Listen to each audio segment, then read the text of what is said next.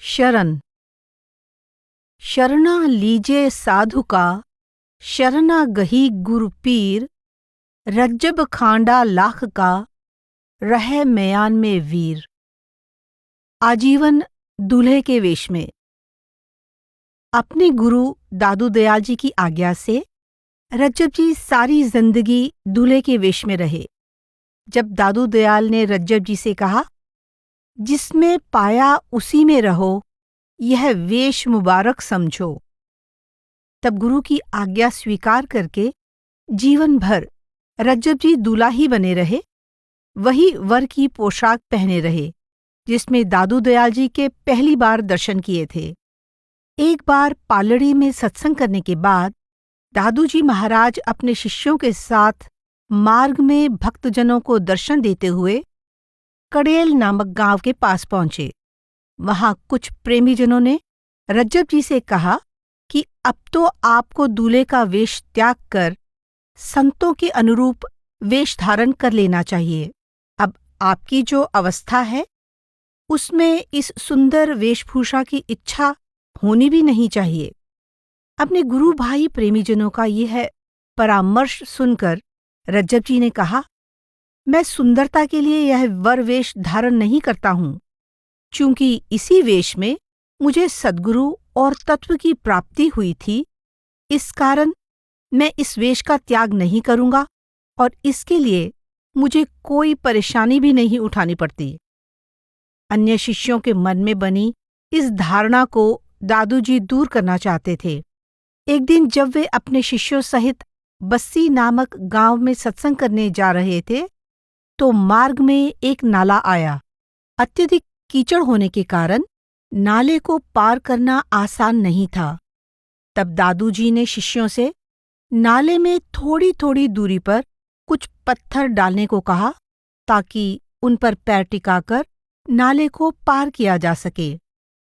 शिष्य पत्थरों के लिए इधर उधर ताकने लगे, परंतु रज्जब जी तुरंत कीचड़ में जाकर लेट गए और हाथ जोड़कर दादू जी से विनती की, आप मेरे शरीर पर अपने चरण कमल रखकर धीरे धीरे नाले को पार कर लीजिए।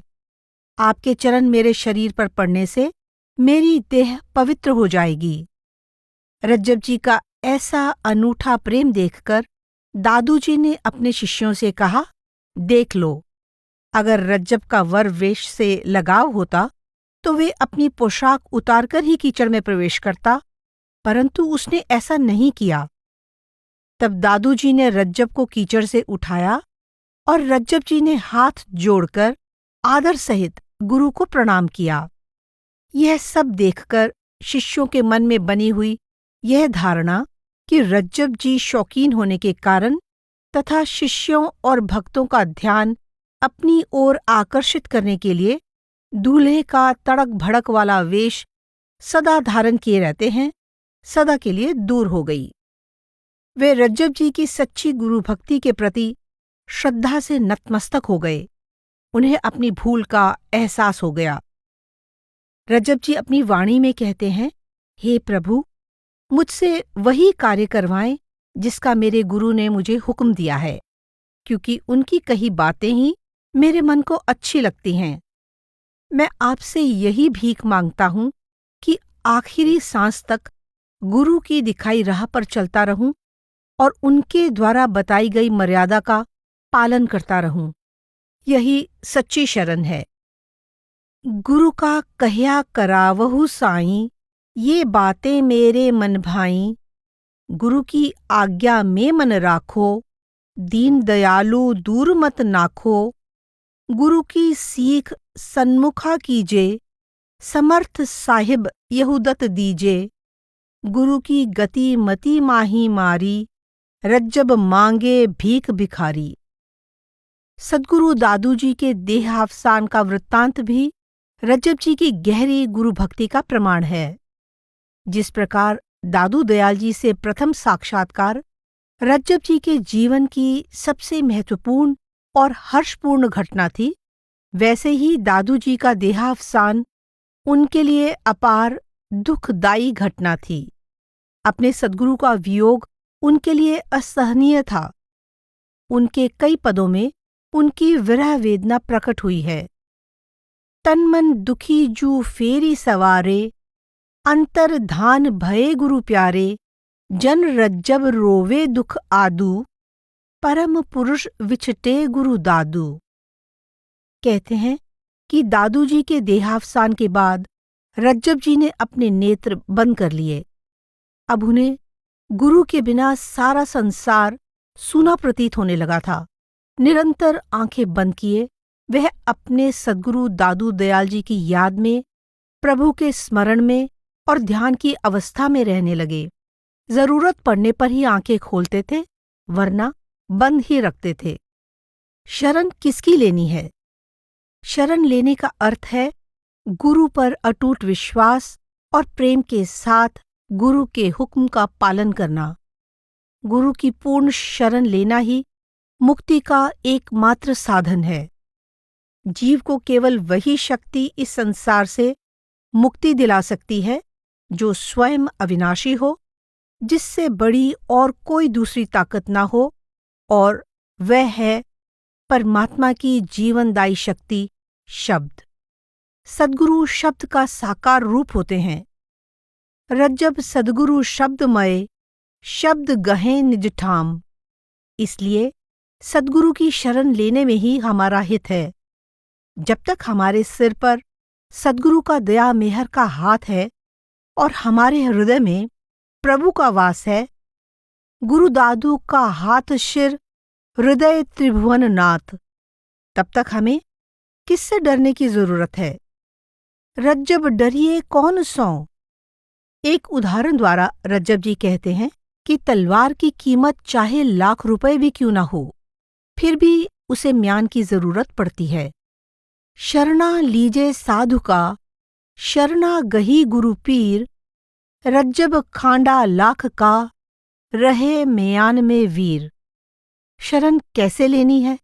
शरण लेने वाला शिष्य जब तक अपने अहंकार रूपी सिर को सद्गुरु के चरणों में समर्पित नहीं करता और तन को अभ्यास में स्थिर नहीं करता, अपनी आशा, अपनी इच्छा को गुरु की इच्छा में विलीन नहीं कर देता, तब तक वह अपने अंतर में विराजमान परमात्मा को प्राप्त नहीं कर सकता।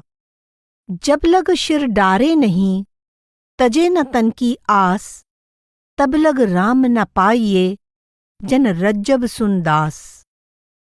वृक्ष का बीज जमीन के अंदर पहुंचकर जब उस मिट्टी में अपनी हस्ती मिटा देता है, तभी वह अंकुरित होकर वृक्ष बनता है।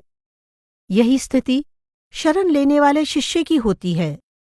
गात गर्द में देय। जो शिष्य अपने जीवन को सद्गुरु के उपदेश के अनुसार ढालता है, वही गुरुमुख है। शिष्य सही सोई भया, रहे सीख में जोए। वह वफादार कुत्ते की तरह अपने सद्गुरु का दर कभी नहीं छोड़ता। श्वान सबूरी अति भली। शरण में आकर जब शिष्य अपना सब कुछ समर्पित कर देता है, तो सद्गुरु भी कुछ छिपा के नहीं रखता, बल्कि सारी रूहानी दौलत शिष्य को सौंप देता है। रज्जब अज्जब काम है, शिर साई को देहू, और सर्वस्व दे सर्वस्व लिया, शिष्य सद्गुरु कने आए।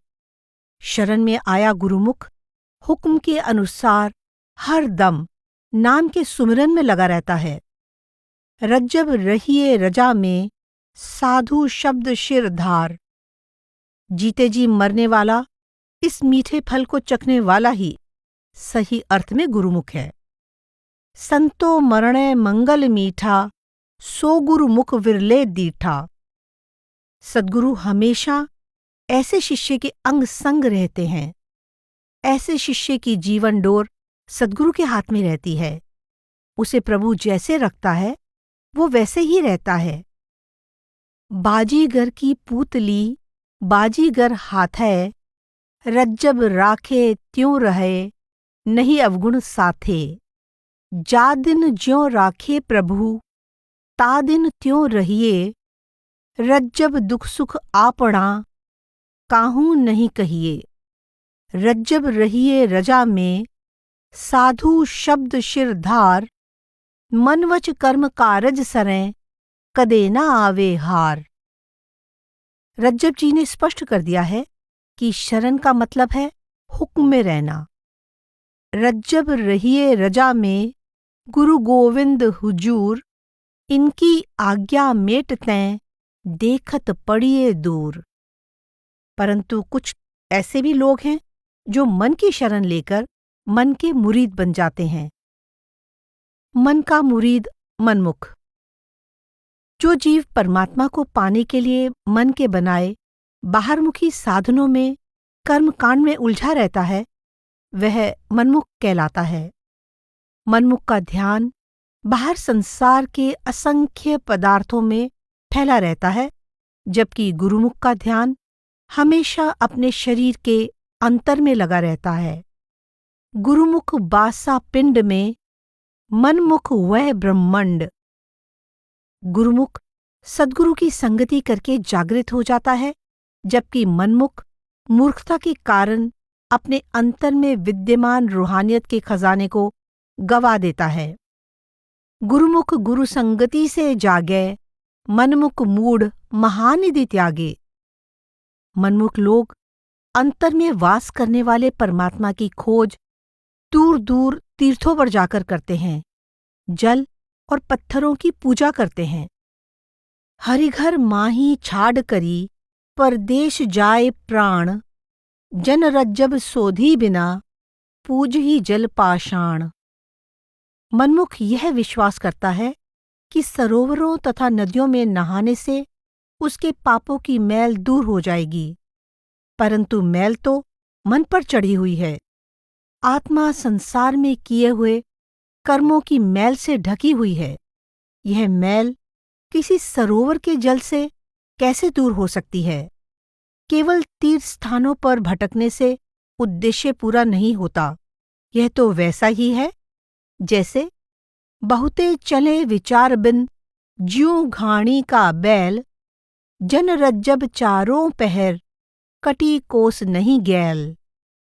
कोल्हू से बंधा बैल बिना सोचे समझे सारा दिन चलता रहता है, परंतु कई मील चलने पर भी वहीं का वहीं रहता है।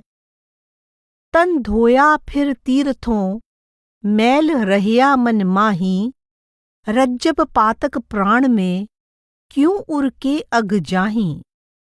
जितने भी मनमुखी साधन या भेष हैं, वे परमात्मा की प्राप्ति के लिए पर्याप्त नहीं हैं।